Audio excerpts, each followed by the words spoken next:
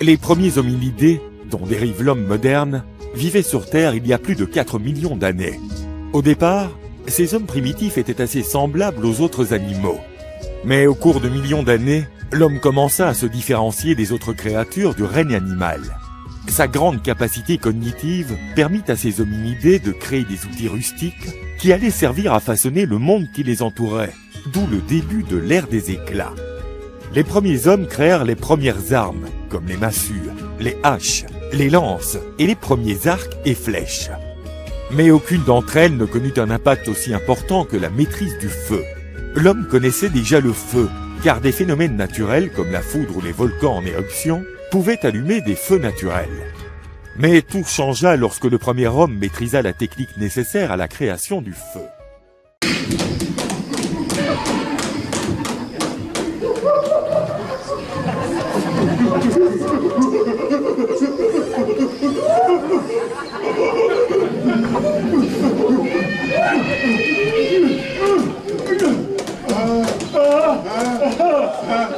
Magnon! Oh, Magnon! Oh, Pierre!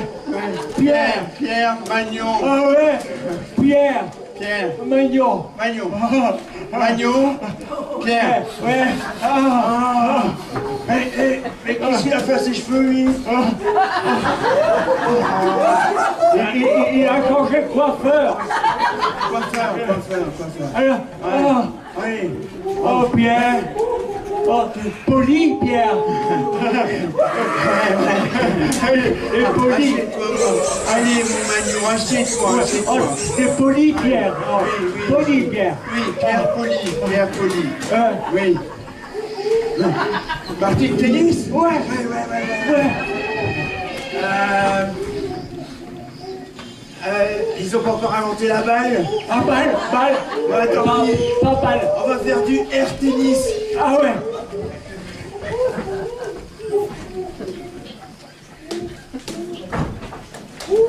Oh, la balle. Pas de bol! Bon, allez, on refait. Ouais. Oh, Il a accouché là! allez, tennis.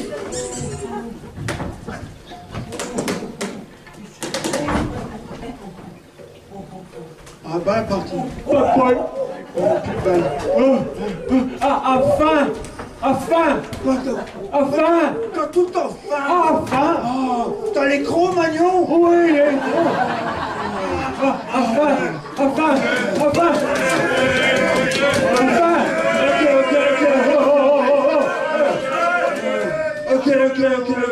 Je vais appeler le McDino.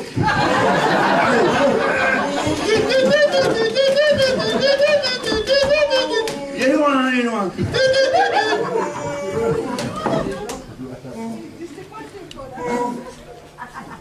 Bon, ce dimanche, c'est fermé. On va à chasse!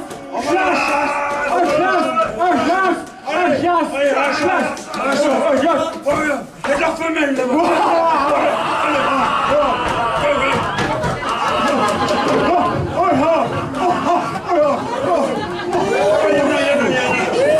Oh, il y a du beau monsieur.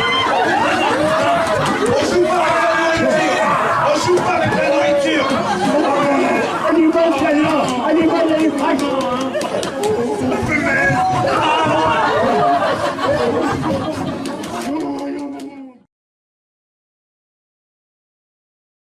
Jeanne voit le jour à Domrémy vers 1412, dans un pays ravagé par la guerre de 100 ans.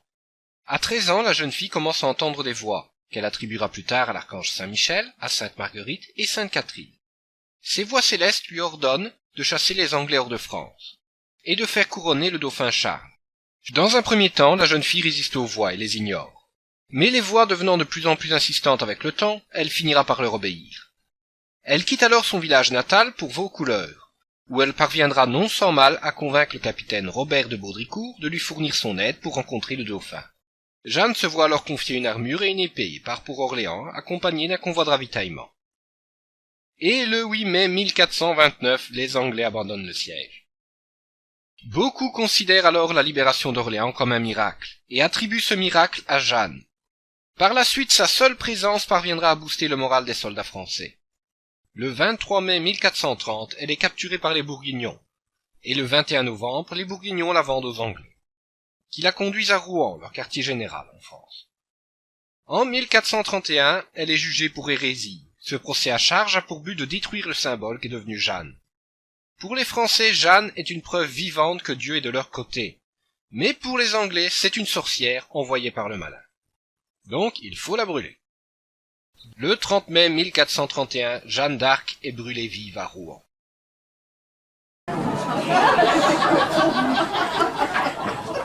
Je suis le procureur Cochon. Je suis l'arrière, arrière, arrière, arrière, arrière, arrière-petit-fils de l'évêque Cochon. Il ne pouvait pas venir aujourd'hui, il était très occupé. Donc il m'a donné rendez-vous dans le 15e. C'est un arrondissement, 15e siècle. Nous allons brûler Jeanne d'Arc. Faites amener la prévenue. Le bureau, le bourreau. Infidèle. Infidèle, Manon. Ah, je ne saurais. Allez, avant. Avant. Allez-y, avant. Ah, avant. Et on va la brûler. Je fais, on va la brûler. Prenez place. Nous allons la brûler. Ça fait 3 jours qu'on essaie, vu le volume. On l'a fait vendredi. T'as pas tellement pris. Aujourd'hui, hier, c'était pas terrible. Aujourd'hui, on lui a fait boire du pinard. Je pense que ça va s'enflammer. Il y a du boulot. Et il y a du boulot. Ça y est, la pole dance maintenant. Non. Un peu de sérieux. Oui, j'aime bien. Allez, allumez le feu. Allumez le feu. Allumez le feu. Allumez le feu.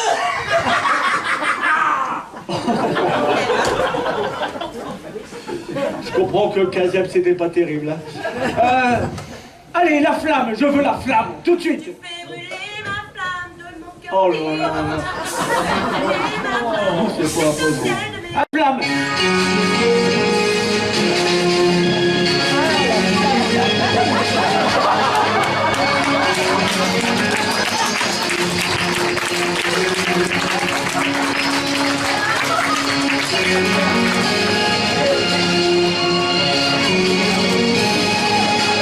Voilà, elle va brûler. Profitez, profitez. Prenez des brochettes, profitez du barbecue. Allez-y, profitez. Avec une petite sauce bourguignonne. Un peu de sérieux. Je veux descendre. Tu veux descendre? En voilà descendre. Ah. J'ai compris. Oui. Et elle a fri, elle a tout compris.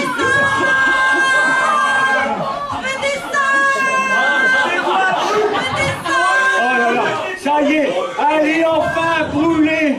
On va la voir brûler, regardez. Oh là là, et on a eu du boulot hein, pour la faire brûler. Hein.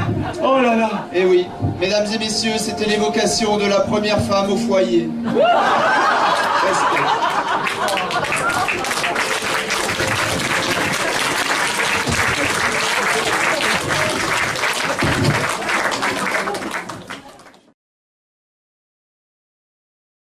Même bien avant la Révolution française. Un sans-culotte, c'est tout simplement quelqu'un qui ne portait pas de culotte, c'est-à-dire une sorte de pantalon court avec des bas en soie. Et ces sans-culottes portaient un simple pantalon qui descendait jusqu'aux chevilles. C'était la tenue des ouvriers, des paysans, des artisans et des petits commerçants, alors que les culottes étaient plutôt réservées à la bourgeoisie et à la noblesse. Durant la Révolution, la tenue évolue, et un bonnet phrygien et une cocarde tricolore s'ajoutent à la panoplie du révolutionnaire. Ils portent parfois une petite veste courte que l'on appelle une camargnole. Les femmes pouvaient aussi parfois porter ce genre de tenue. En s'habillant en patriotes, les sans-culottes montrent leur refus de l'aristocratie et de la bourgeoisie. Ils veulent l'égalité et l'abolition des privilèges. Entre eux, ils se tutoient et se désignent en tant que citoyens. Au cours de la période, leur influence grandit et ils participent activement à la Révolution. Certains deviennent alors très radicaux et de plus en plus puissants. Une bonne partie soutient d'ailleurs la terreur. Mais tous les sans-culottes passent au second plan après la chute de Robespierre en juillet 1794. Marie-Antoinette, quoi Marie-Antoinette, mais dépêche-toi. On va être en retard comme d'habitude. Moi, j'aime pas arriver en retard pâle. Oh là là. Ah, mais quand même. Marie aux toilettes toujours. Oh, oh. Mais qu'est-ce que ça fait à tes cheveux? Bah dis donc, il faut changer de coiffeur, ça ne va pas du tout. Et puis tes boudinettes maintenant. T'as pris un petit peu des tototes. Ah ouais. Ah, mais je vais te présenter mon ami, regarde. Monsieur Robespierre. Ouais. Arrête. Et puis sa compagne, c'est sa 50e compagne, enfin, et voilà. Oh, s'il vous plaît. Oui. Alors, on va peut-être danser tous ensemble. Est-ce que je vous mets un petit air de musique, mon Oh, ça grand? serait bien. Ouais, Allons-y. choisissez la bonne onde. Alors, qu'est-ce qu'il y a à la radio ce matin? Du RTL, non? Oui, Radio Télé Louis. Ouais, Radio Télé Louis, ouais. Alors, oh, j'ai un peu de mal à capter. Ah, Voilà.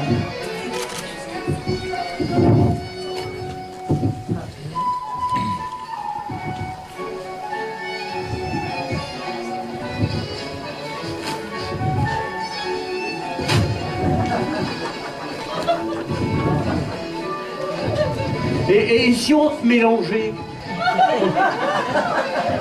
Comme vous le voudrez. Je vous en prie.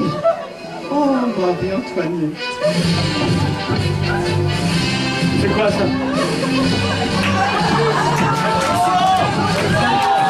Oh non! C'est quoi ça? Oh là! C'est quoi ça? C'est quoi ça? Mais c'est quoi ça?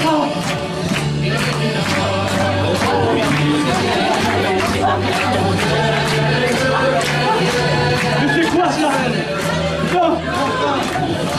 Mesdames, fuyez à Varennes! Fuyez à Varennes! Ça y est, ils sont partis, je crois. Alors, hé! J'en reconnais un, Monsieur Fessier là-bas. Monsieur Fessier? Mais j'oublie toujours son prénom. Danton Fessier, mais c'est ça. Alors, non mais, alors c'est quoi les... C'est quoi CGT? CGT, alors c'est la Confédération Générale de la Terreur. Oh, et la CFTC, c'est quoi? CFTC, c'est la coalition des fédérés des 30 culottes. Pourquoi des 30 culottes? Parce qu'ils en avaient pas 100. Ah, d'accord. Et alors, FO, c'est quoi? FO, c'est Force Révolutionnaire. Mais non, le haut, c'est rien à voir. Bon, ils savent pas lire ni C'est écrire. vrai qu'ils savent pas écrire. C'est des nuls. Non, j'allais savoir. Non, je ne veux pas. Non, je ne veux pas. Je ne veux pas bouger. Je ne veux pas que ça me coupe la tête.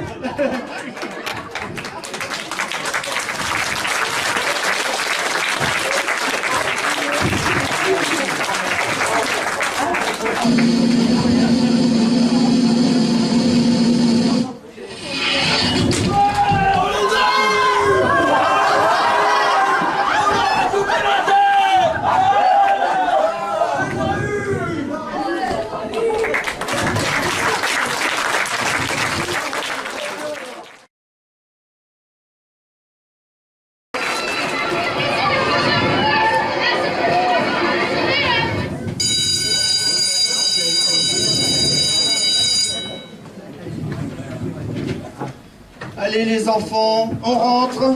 La récré est terminée. Allez, on rentre. Ah bien sûr, le dernier. Je vous présente Bébert. Ah voilà. Monsieur, Ouais. Alors. j'ai pas fini ma partie. Non, mais dis donc, tu rigoles ou quoi? Regarde, tous tes camarades sont déjà assis. C'est les faillots. Oui, bah peut-être. En tout cas, tu vas t'asseoir. Dépêche-toi. Faillots. Allez, C'est toi qui m'as dénoncé. allez, à ton pupitre. Voilà. Mais ils m'ont prend piqué les ma cahiers. place. Non. Voilà. On prend son cahier. Oui. D'accord. Et on va commencer la leçon du jour. J'ai pas pris mon cahier. Aujourd'hui. Mais j'étais en train de jouer. Bon, sois bien. Oh non, Ah oui. c'est toujours moi. Ah oui. Dis donc, on a perdu plus qu'hier. Voilà, monsieur Bébert, ça vous va? À Le merveille. premier qui rigole. On reprend. Bébert assis. Veillez. Voilà. Alors, nous sommes aujourd'hui le dimanche 21 avril 2024. On écrit la date dans son cahier. J'ai pas de crayon. Tu as fini de m'interrompre, Bébert. C'est la leçon d'histoire. Alors, je vais vous interroger aujourd'hui sur la leçon d'hier. J'espère que tout le monde a retenu sa leçon. Alors, on commence par la première question. Que s'est-il passé le 25 décembre 1944, Bébert? Ma mère a été partie faire des courses chez Leclerc. Il n'y avait pas encore de Leclerc à cette époque-là. Donc c'était Mammouth alors, je sais pas. C'est possible, c'est possible. Et Mammouth écrase les prix. Hein. Et puis les proutes Je aussi. me rappelle. Voilà. Alors, le 25 décembre 1944, on réfléchit un petit peu. 1944, c'est une période importante aussi. Je vais demander aux Fayot, peut-être qu'ils savent. Non, Ah, mais c'est incorrigible. alors, c'est des illettrés. Bon, mais voilà, Ah, un bon point pour Paulette. Voilà, donc un bon point, c'était effectivement Noël, le 25 décembre 1944, c'est quand même pas compliqué. Bon allez, on passe à la deuxième question. Que s'est-il passé le 11 novembre 1111? Je sais. Ça m'étonnerait, mais bon, vas-y quand même. C'est l'armistice.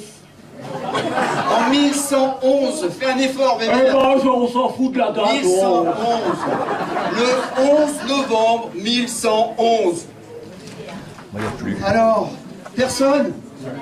Même les premiers de la classe, là? Il n'y en a plus? Mais alors, c'est tous des canquiers. Mais- Bon, allez, notez dans les cahiers, c'était l'invasion des Huns. Oh là là. Et qu'est-ce que je vais faire de vous? Allez, question numéro 3, on y va, c'est parti. L'an de grâce 1516 est une année importante dans l'histoire de France. Mais pour quelle raison? Allez, Julien Lepers. Alors, 1516. 1516. Pourquoi est-ce que c'est une année importante? 1 plus 5, ça fait 6 Non, plus c'est une 5. leçon d'histoire, Bébert. Ah ouais. Ah ouais. Aïe, Ah, aïe. j'ai entendu par là. Un an après 440. Un an, voilà, merci monsieur, merci. Effectivement. Ah non, mais attends, il a son téléphone. Il a triché, là. Bébert, tout le monde n'est pas comme toi. Allez. Et effectivement, on célébrait le premier anniversaire de la bataille de Marignan, 1515, évidemment. C'est bon, on a bien retenu, on a bien noté la réponse.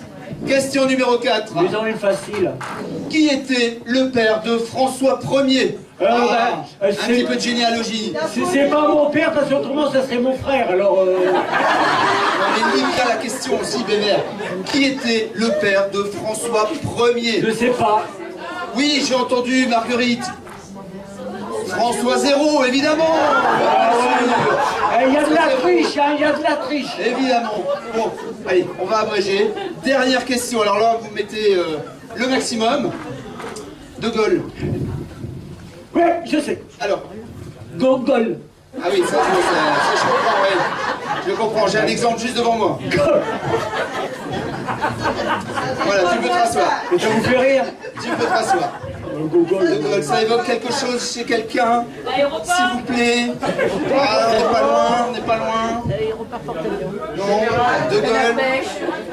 Général de Gaulle, j'avais entendu parler. Bon, si. Ouais, moi aussi, je t'ai compris. Les Gaulois. Bon, des Gaulois. Oh là là là là là. Mon Dieu, on mélange toutes les périodes maintenant, c'est incroyable. De Gaulle, enfin. Tu as trouvé plus cancre que moi. Ah ouais, effectivement. Vas-y, bébé, donne ta boulie. Elle a raison. Bon, De Gaulle, mais c'était le porte-avions, enfin. Bon, allez, la question de rattrapage. Alors là, faites un effort, je vous en supplie. Je suis désespéré. Alors, la question numéro 6. Qui a inventé l'école? Ah, mais ils sont bons, ces élèves. Bravo. C'est bien moi. Enfin, le voilà. Il a jamais été à l'école. Il est méchant, lui. Ouais, allez, viens. Viens, je t'emmène chez le directeur.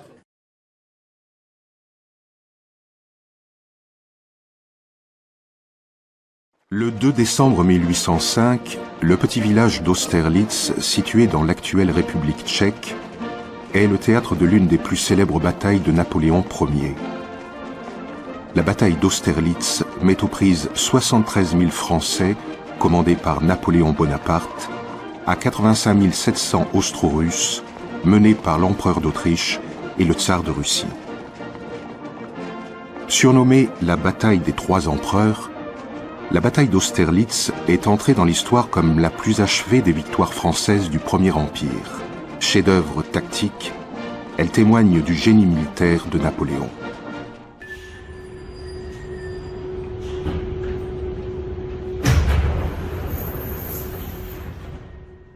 C'est par direction l'exil. Ah, c'était quoi? L'exil? Ah, bonjour. Oula. Non, on est pressé, nous. On a une fuite à Varennes. Vous pouvez peut-être pas me renseigner entre-temps? On a une fuite. C'est joyeux, ça commence bien. Bon, en général, j'ai besoin de vous. Peut-être vous pouvez me renseigner. Je cherche la direction de l'île Sainte-Hélène. Ça tombe bien, moi je vais à Londres. C'est dans la même direction? Je sais pas. Je vais à Londres. Super. Je peux pas vous... Je suis désolé. Ça résout toujours pas mon problème, ça. Oh, Napoléon! C'est qui, ça? Ah, c'est Jeanne d'Arc. Ben, elle était pas volée, Jeanne d'Arc? J'ai survécu. Ressuscité. Plusieurs fois. Ah, super. En fait, je voudrais aller à Reims, quand même, parce que j'ai des regrets. Oui, mais... C'est où? Je connais pas déjà. Alors peut-être tu peux me renseigner. On m'a dit la direction numéro 1 c'est Exil et la direction numéro 2 c'est l'île Sainte-Hélène. Rien à voir, moi je vais à la Reims. C'est là-haut, là où il y a du champagne. Le champagne, je sais pas, j'en ai bu quand j'étais encore empereur. Je vais libérer sans toi, salut! Ah, super. Merci. Bon retour à Reims. Hein. Merci! Et c'est quoi ton accoutrement hein? Tu reviens du carnaval? Non, je suis. Respect à ton empereur. C'est ça. Bon, sinon t'aurais pas vu Riri, Fifi et Loulou, les trois moustiquaires? Tu es qui toi? Enfin, tu me reconnais pas? Maastricht, ça te dit quelque chose? Tu t'es pas le gros? Non, non, pas du tout. Bon, bah, allez. Ouais, laisse tomber, j'ai un cheval, j'ai un cheval à 17h. Un cheval à 17h. Ah, bon. Ah! Je suis Napoléon. Je suis Bonaparte, Napoléon, ton empereur. Respect, s'il te plaît. Et toi, tu es qui? D'après toi, Charlemagne, le roi Charlemagne.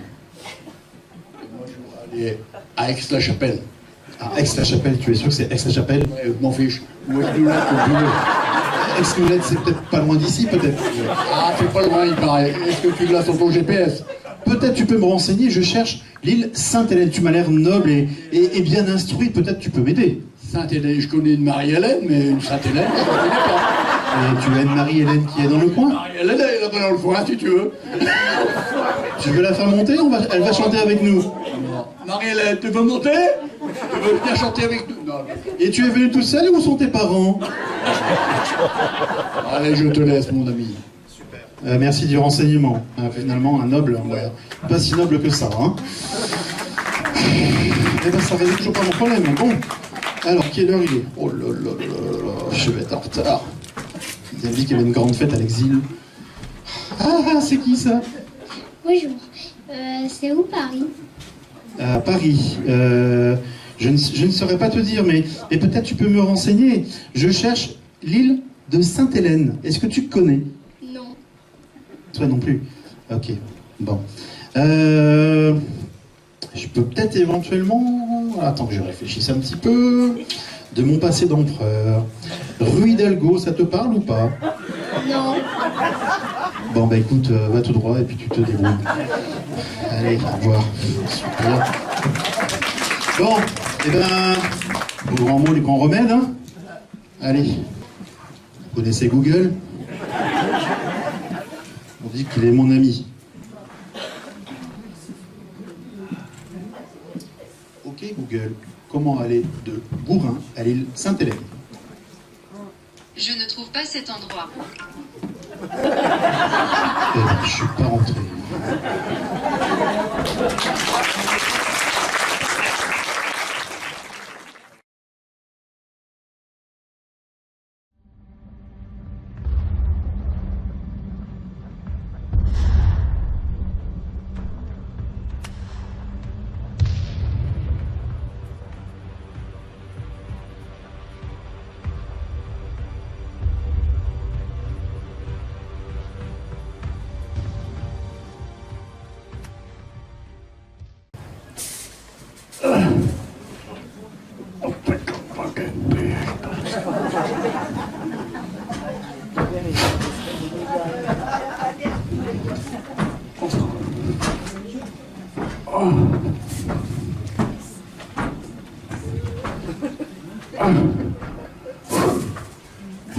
Hey!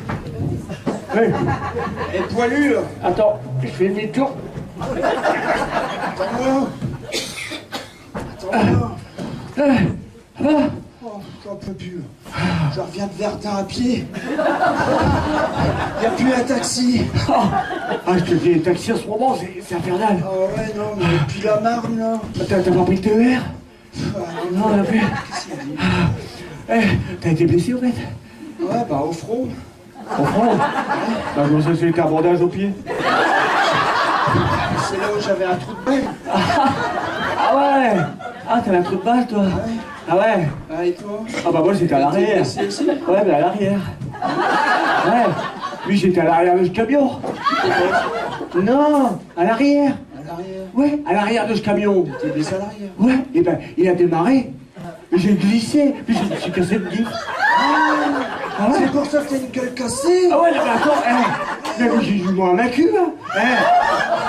C'est plus fort que j'ai, hein. J'ai un tranché maintenant. Tu veux voir? Oh non, ça va aller, ça va aller. Ah ouais, alors, c'est terrible, hein. Allez, on retourne à la maison? Ah ouais, bah, je mets trop là-bas. Allez, on y va.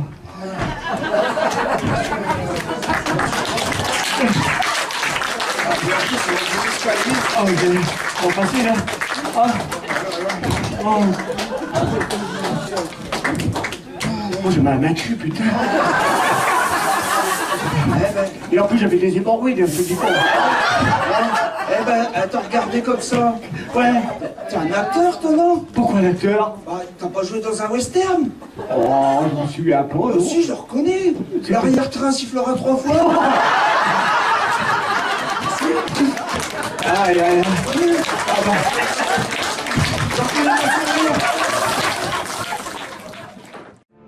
Après la victoire des Soviétiques à Stalingrad et les débarquements réussis en Méditerranée, les Alliés préparent, dans les premiers mois de 1943, le plan Overlord, confirmé lors de la conférence de Téhéran. Le débarquement de Normandie a lieu le 6 juin 1944 sur les plages du Cotentin et du Calvados. Utah Beach, Omaha Beach et Pointe du Hoc pour les Américains, Gold Beach pour les Britanniques, Juno Beach pour les Canadiens et Sword Beach pour les Britanniques et les 177 Français du commando Kiefer. Les opérations sont dirigées par le général américain Dwight Eisenhower.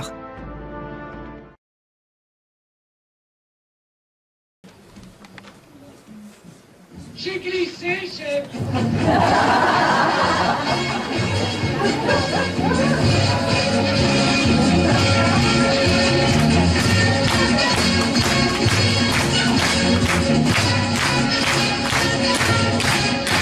Stop! Stop! Quand je dis stop, c'est stop! Saloperie de guibole! J'ai déjà pris cher à la première guerre! C'est bien? Ah bah là... Oh là là, c'est pareil. J'étais dans une Jeep, je suis monté puis j'ai raté la première marche, et j'ai cassé le guibole. Oh. Alors, mesdames, messieurs, bienvenue à l'expo photo du thème du débarquement. Bande de petits vénards. Alors, nous avons trouvé des photos inédites et historiques de 1944. ces photos sont criantes de vérité. Le commandant en chef, c'était Eisenhower.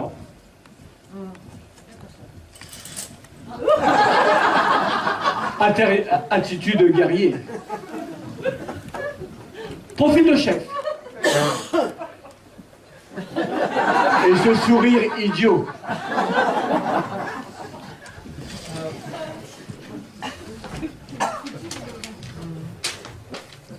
On doit ce succès de cette opération au travail préparatoire et au largage de milliers de parachutistes.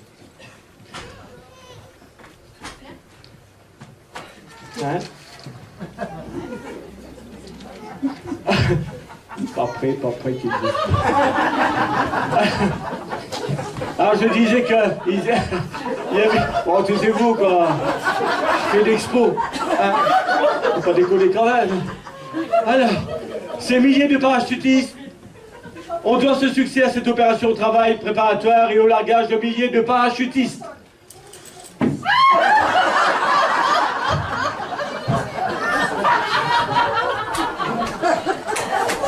Eh ben... Aïe, aïe, aïe. Et ces milliers de parachutistes étaient largués à partir d'avions Lancaster qui partaient dans le ciel. Eh ben, ils sont déjà partis. Alors, il y avait plusieurs types de soldats. Bon, attention. Et il y avait des soldats, il y avait des petits.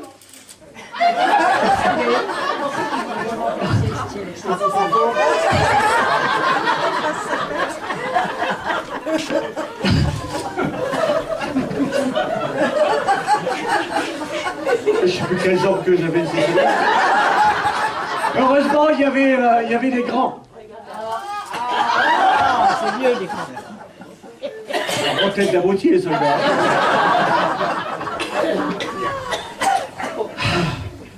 Il faut bien dire qu'il y avait des soldats aussi timides.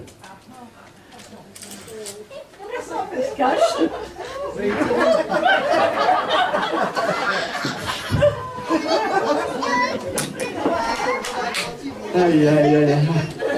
Des soldats peu courageux.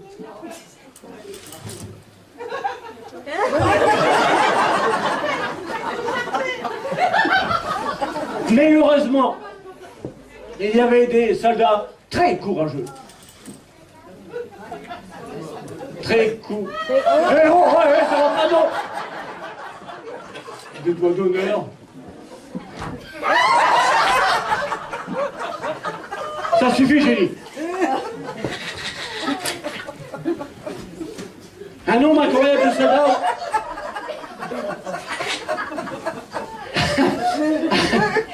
Un nombre... Ouais, je sais plus où j'étais. Ah ouais, un nombre incroyable de soldats ont donné leur vie pour notre salut et d'autres ont été blessés. Parmi ces blessés, il y avait des blessés légers.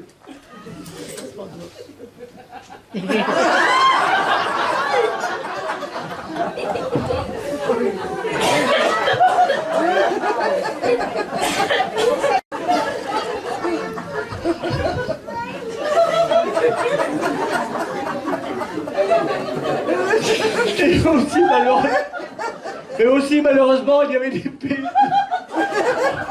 Il y avait des blessés.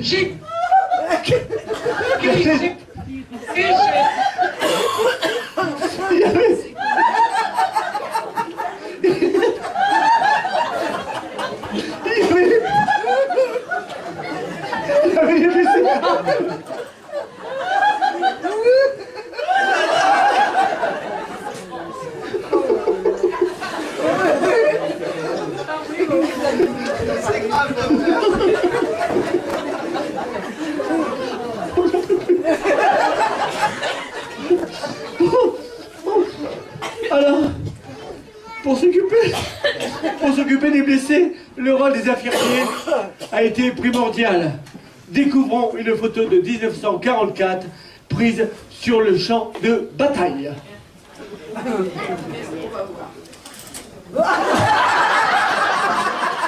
Ben non, j'ai dit un infirmier, pas un fermier. Articule, je parle d'articule. Non, ben, je sais pas quoi.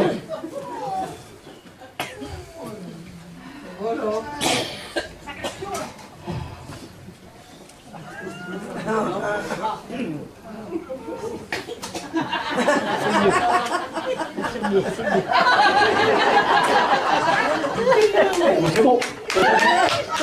Et Charles le rideau. Alors, le rôle de la marine fut prépondérant. Découvrons maintenant l'image du marin, photo prise sur le pont de son cuirassé en pleine mer.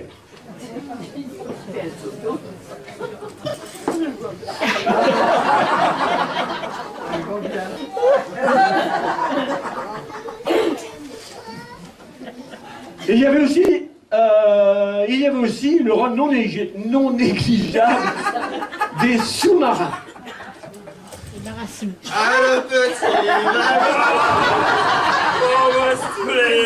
Oh, j'ai dit les sous-marins, pas les marins sous. Mais oui, quoi. Oh, non, mais c'est pas possible.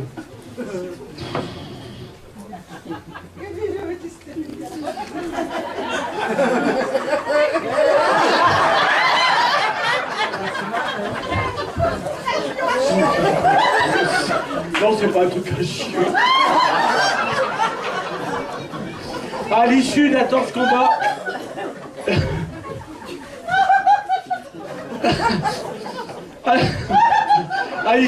combats, la victoire était là. Le 10 juin 1944, un premier contingent d'Allemands a été fait prisonnier. Ils furent arrêtés et ont descendu tous à la cave du quartier d'état-major des forces alliées. 2643 prisonniers, très exactement, furent descendus à la cave.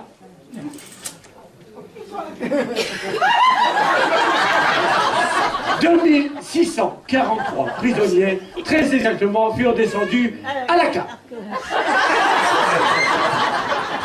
2643 prisonniers, très exactement, furent descendus dans la cave. 2643 prisonniers, très exactement, furent descendus dans la cave. 2643 prisonniers, très exactement, furent descendus. Il s'est cassé la gueule. 2643 prisonniers étaient descendus dans la cave. Mais non, je vais pas tous les faire, hein. Bref, les villes sont libérées une à une et notre expo photo est terminée. Merci de votre attention.